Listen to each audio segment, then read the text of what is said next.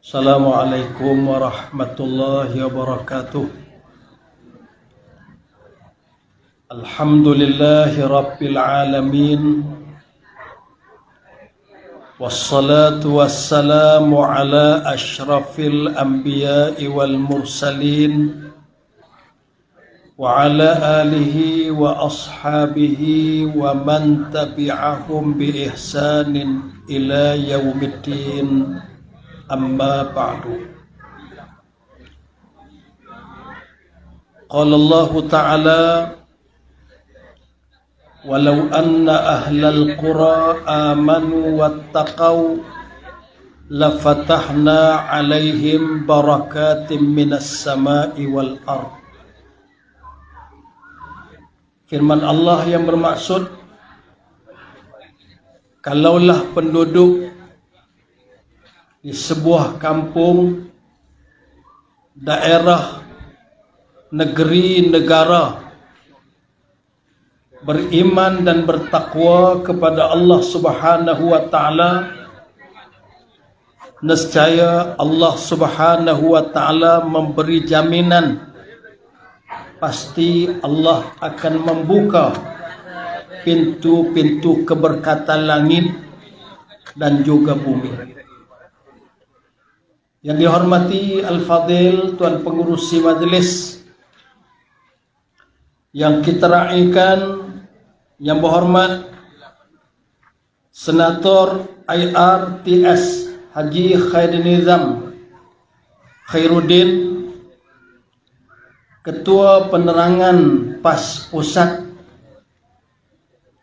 yang menjadi penceramah utama kepada kita pada malam ini. Yang dihormati, yang berhormat Datuk Dr. Muhammad Hayati Osman, yang di-Petua PAS Kawasan Pendang, juga Timbalan Pesuruhjaya PAS Negeri Kedah, Ahli Mesyuarat Kerajaan Negeri. Yang dihormati, yang berhormat Datuk Haji Awang Hashim, Ahli Jawatan Kuasa PAS Pusat, Timbalan yang di-Petua PAS Kawasan, juga Timbalan Menteri Sumber Manusia. Al-Fadil yang berhormat Ustaz Muhammad Azam Abdul Samad, Ketua Penerangan PAS Negeri Kedah, juga Adun Sungai Limau, seluruh sah pimpinan di semua peringkat, ketua-ketua Dewan Ulama Pemuda dan Muslimat, tuan-tuan, perempuan muslimin dan muslimat, hadirin dan hadirat yang dikasihi sekalian. Sebelum saya memanjangkan bicara, takut terlupa. Tadi yang berhormat Datuk Doktor dah sebut, iaitu tuan-tuan yang hadir sudah bersiap sedia dalam poket masing-masing ada bahagian yang akan diperuntukkan untuk PAS Kawasan Pendang. Maka untuk itu, dengan ini saya lancarkan kutipan derma jihad kepada seluruh muslimin dan muslimat.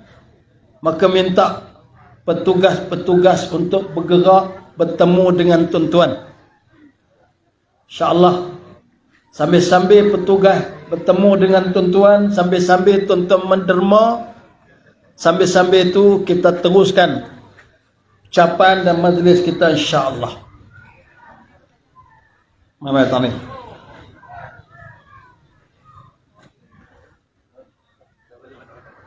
Jadi insyaAllah petugas akan berjumpa dengan semua tuan-tuan perempuan yang hadir.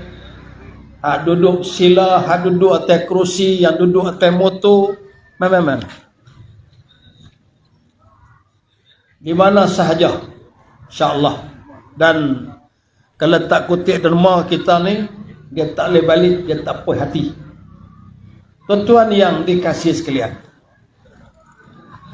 saya ambil kesempatan malam ini ucap tahniah kepada PAS kawasan atas penganjuran Karnival Malaysia Sejahtera.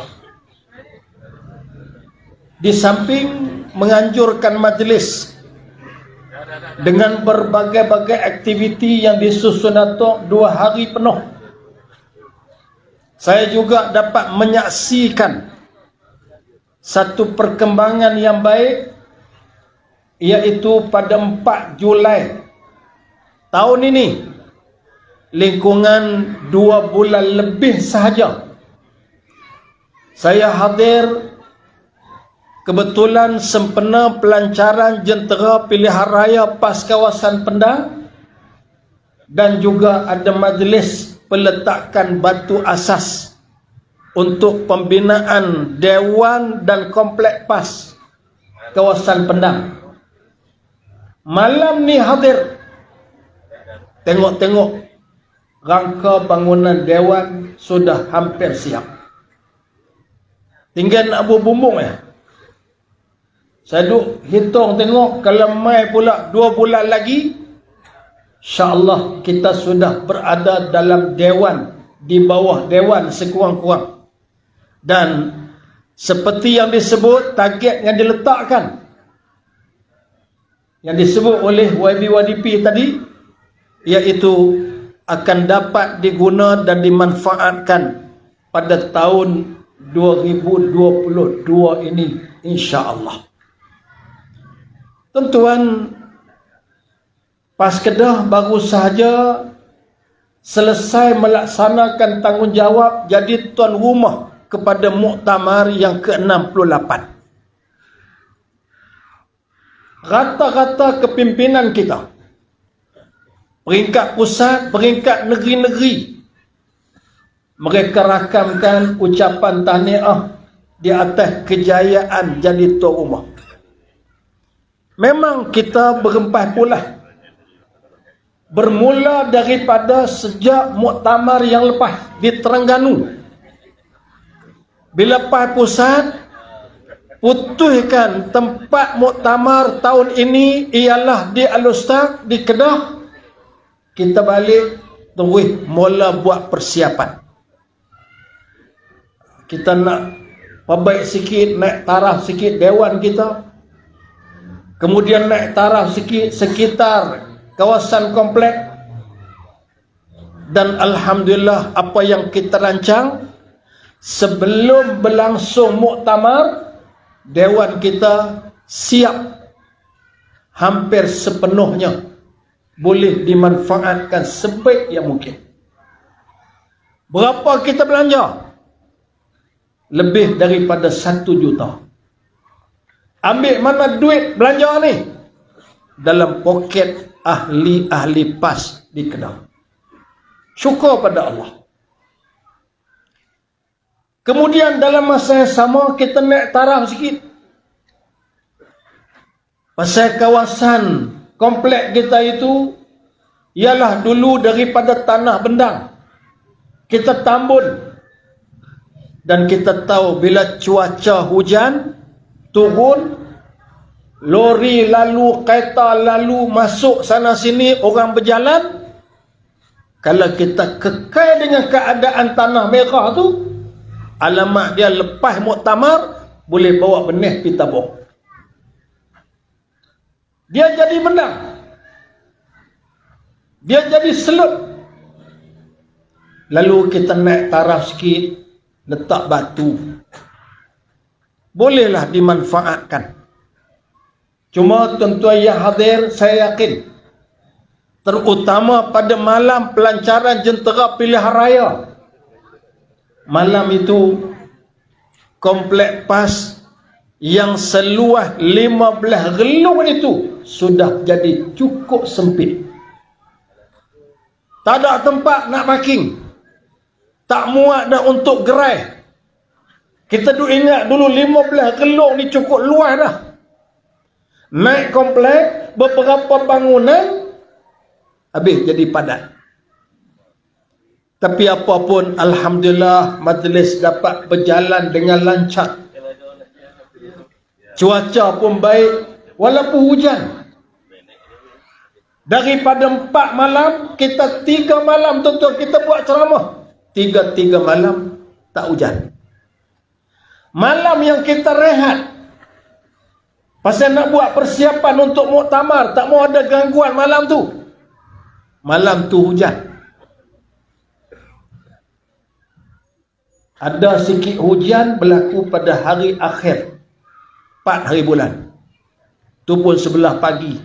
Adalah sikit angin biasa bagi kita ke kawasan Bendang ni.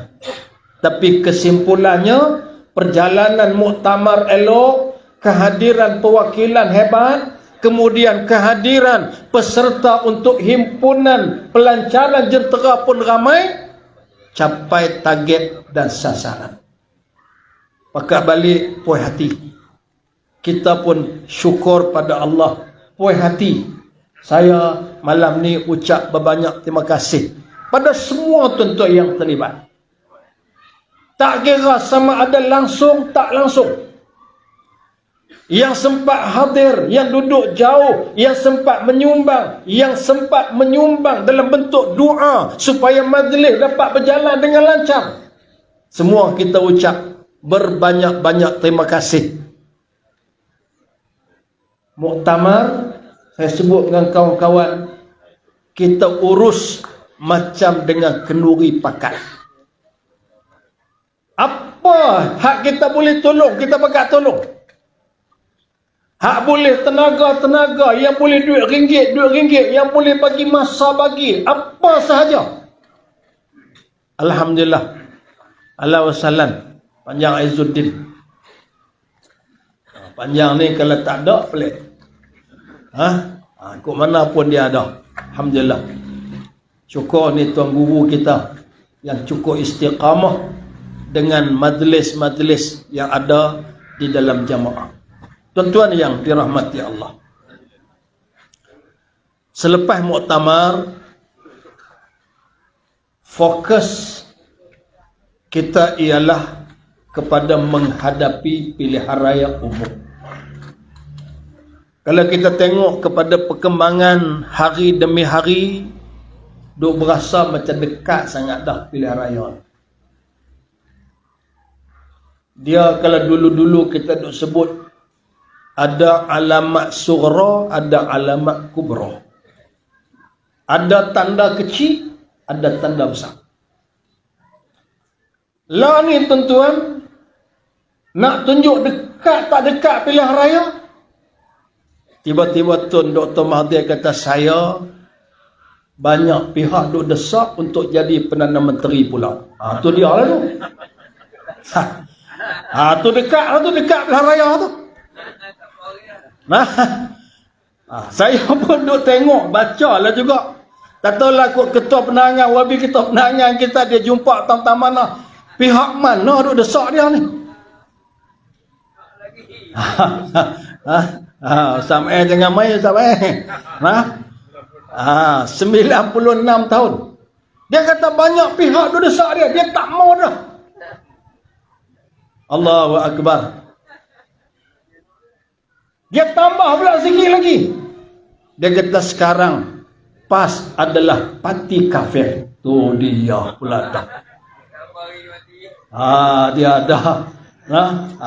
Ni panjang Izzuddin kena jawab pula. Kan? Pasal apa? Pasal PAS berkawan dengan UMNO. Jadi dia kata dulu PAS duk kata ke UMNO kafir. Kita pun tak tahu bila yang kata. Kita tahu alim ulama tok guru kita duk peringat bagi tahu batas iman, batas kekufuran. Duk peringat benda-benda yang boleh merongkai 2 kalimah syahadah, yang boleh menggugurkan iman, boleh merongkai akidah. Hak tu yang diperingatkan.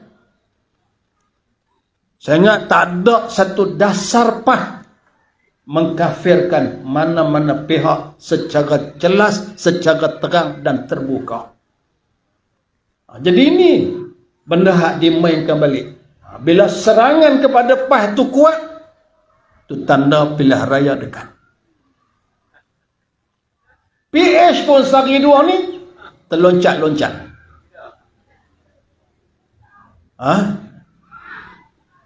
Puak-puak PAN ada keluar kenyataan. Dia kata Tok Gua jadi itu biarlah di hujung usia ni buat baik banyak.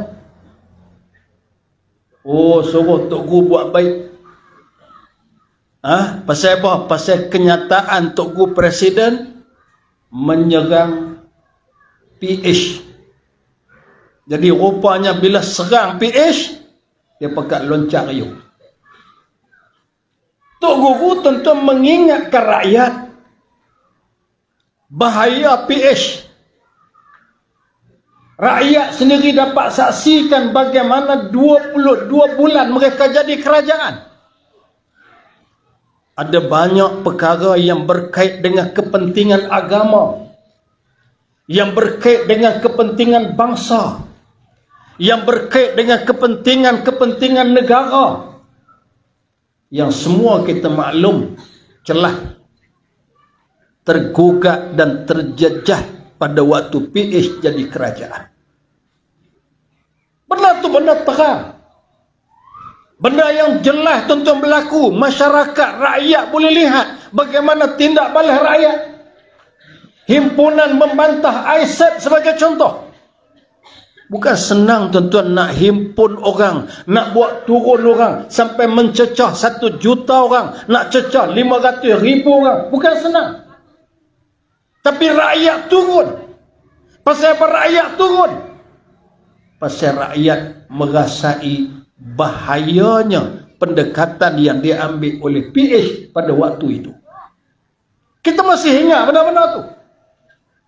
Jadi Tok Guru mengingatkan semula benda ni, supaya nak dekat dengan pilihan raya, rakyat nak buat keputusan, rakyat nak pilih pemimpin, rakyat pertimbang pemimpin mana yang boleh dipilih, pemimpin mana yang mesti ditolak pada PRU yang ke-15.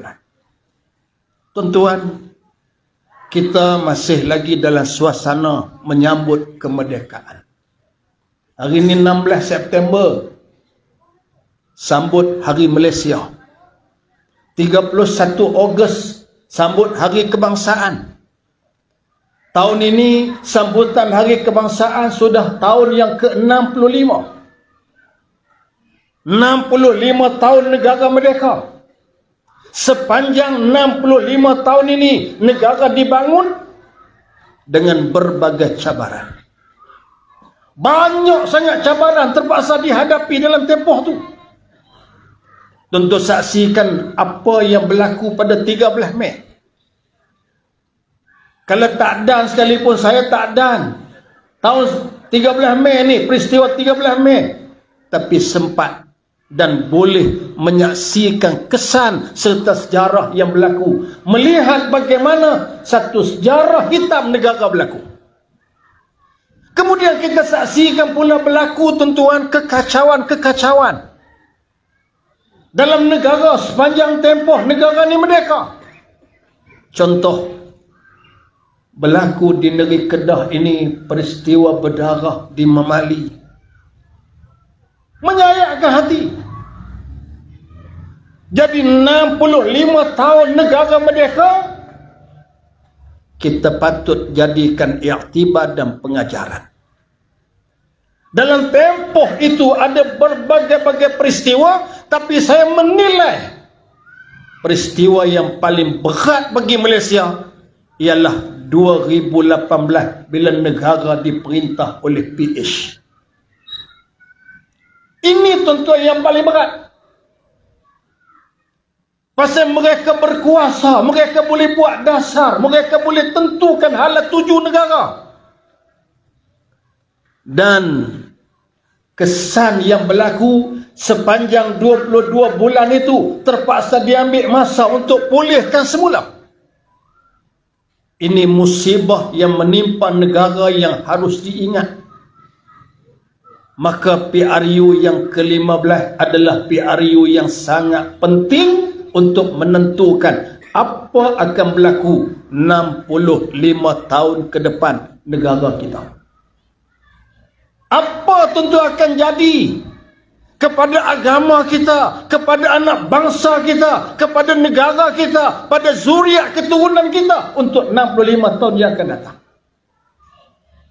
Tuan-tuan, sepanjang negara dijajah, lama negara kita dijajah, daripada 1511 sampai 1957, 400 tahun lebih. Sepanjang 400 tahun bersilih ganti penjajah masuk, mereka bongkar hasil mahsul negara. Mereka jadikan rakyat ni lemah. Mereka buat macam-macam kepada rakyat. Mereka usaha sampai ke peringkat kalau boleh mengubah akidah dan pegangan rakyat. Tapi Allah Subhanahu wa taala beri nikmat yang sangat besar kepada rakyat Malaysia. Tanah Melayu ini walaupun 400 tahun lebih penjajah menjajah negara, tapi mereka tak boleh nak menukar agama rakyat Malaysia.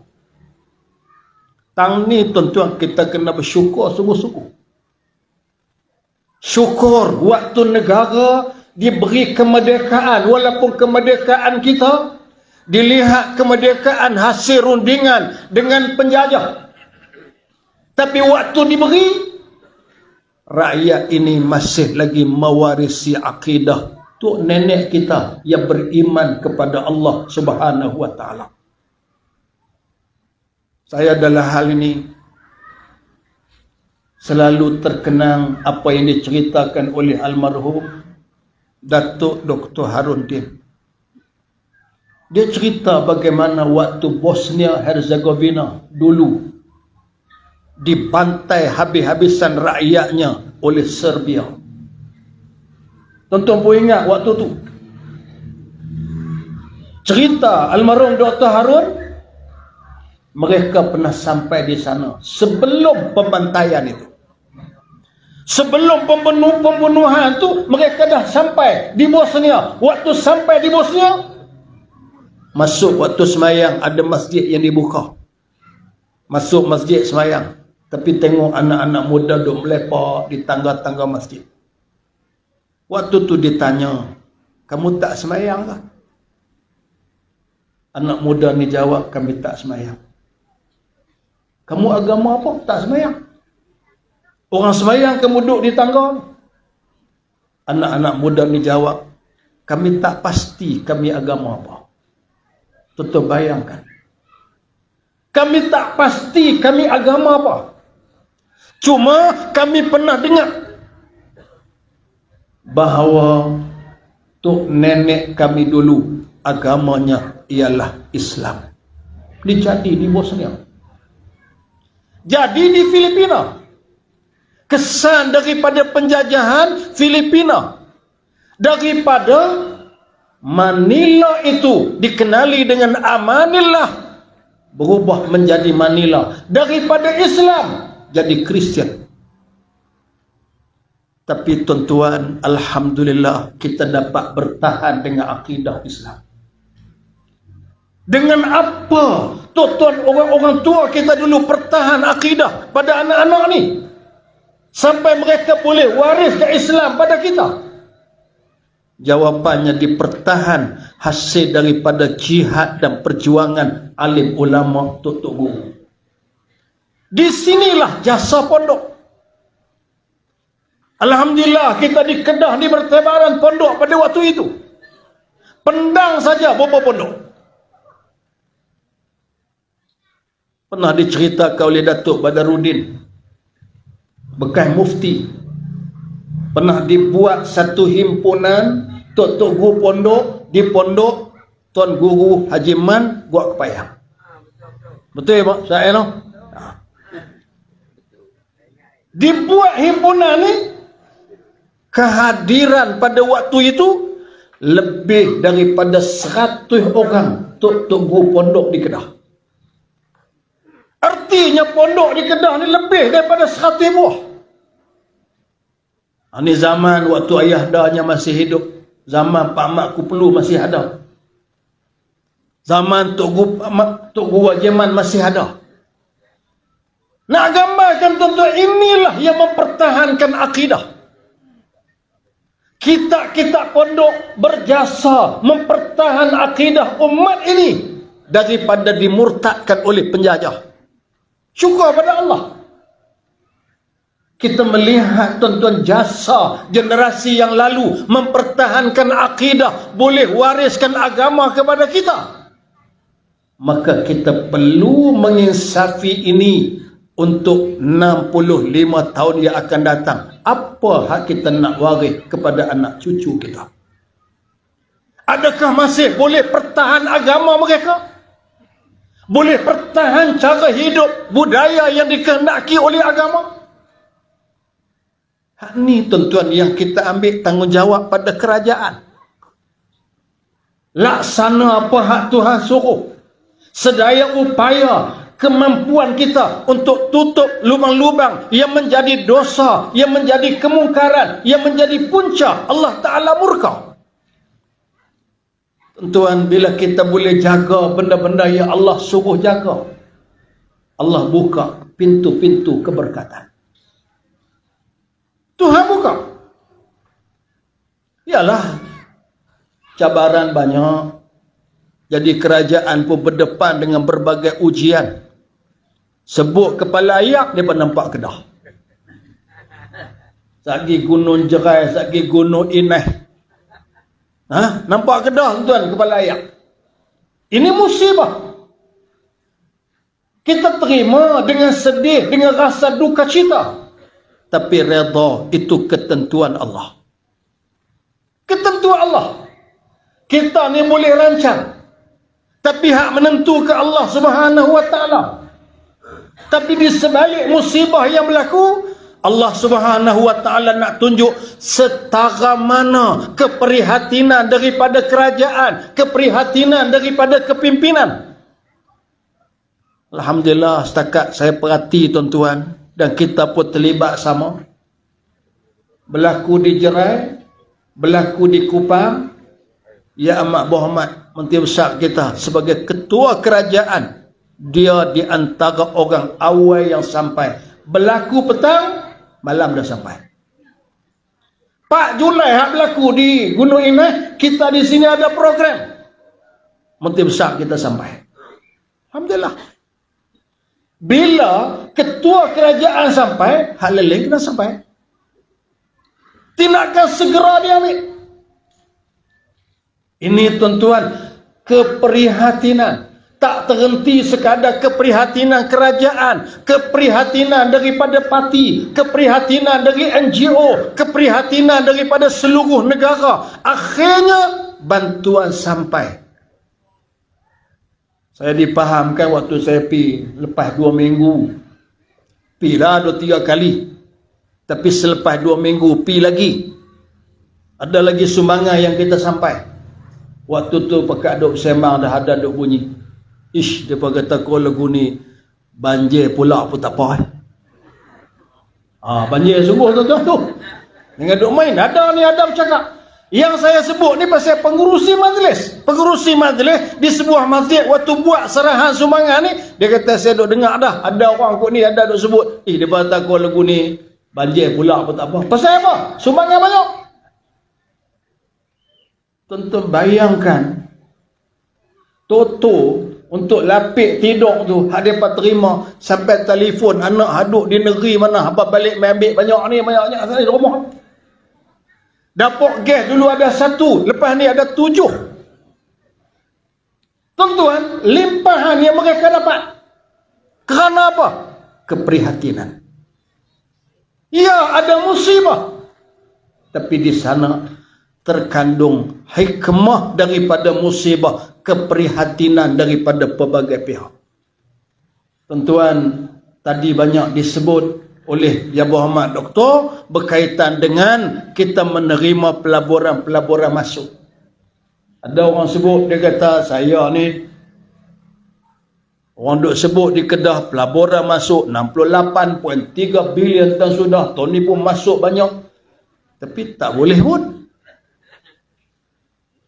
Macam dululah waktu almarhum Ustaz Azizah Abak kata hasil balak yang kita perolehi dalam 1 tahun, kalau nak dibandingkan zaman dulu sebelum kita boleh 9-10 juta saja, kita boleh sampai 81 juta. Bila habak 81 juta, dia tak bagi ke dia sikit. Dua habak duit banyak, dia tak boleh. Bukan lagu tu kita tadbir kerajaan. Bila pelaburan masuk, macam doktor sebut tadi, artinya peluang-peluang pekerjaan terbuka. Tuan-tuan, satu-satu perancangan, satu-satu perkara yang dibuat oleh kerajaan, mungkin hari ini kita tak nampak. Tak nampak lagi. Tapi satu hari orang akan nampak. Almarhum Ustaz Azizan waktu jadi menteri besar, dia buka Ma'had Tahfiz Sains, Darul Aman. Orang tak nampak lagi hasil. Tapi hari ini orang nampak. Tuan-tuan pi Ma'had Tahfiz ni nak boleh masuk pelajar yang terpilih, pelajar cerdik, pelajar yang mendapat kelulusan terbaik. Bila masuk tentu mereka dengan keupayaan yang mereka ada, hafal Quran, menguasai sains, keluar menjadi pegawai perubatan, jadi doktor. Hari ini berapa ramai yang sudah jadi doktor. Doktor yang hafal Al-Quran. Syukur pada Allah. Kita tengok tuan-tuan, inilah kejayaan-kejayaan yang terhasil daripada perancangan-perancangan yang baik, yang mungkin mengambil masa untuk kita nampak. Dan saya yakin tuan-tuan mula nampak sikit sebanyak. Apa yang berlaku, semua itu adalah hasil daripada ketelusan, hasil daripada kita jaga negeri dengan baik, hasil daripada kita jaga tanggungjawab dengan baik. Maka sebuah hadis Nabi SAW, Nabi kata, al-amanatu tajlibur rizqa. Sifat amanah mengundang rizki. Tapi hati-hati, wal khiyanatu tajlibul faqra.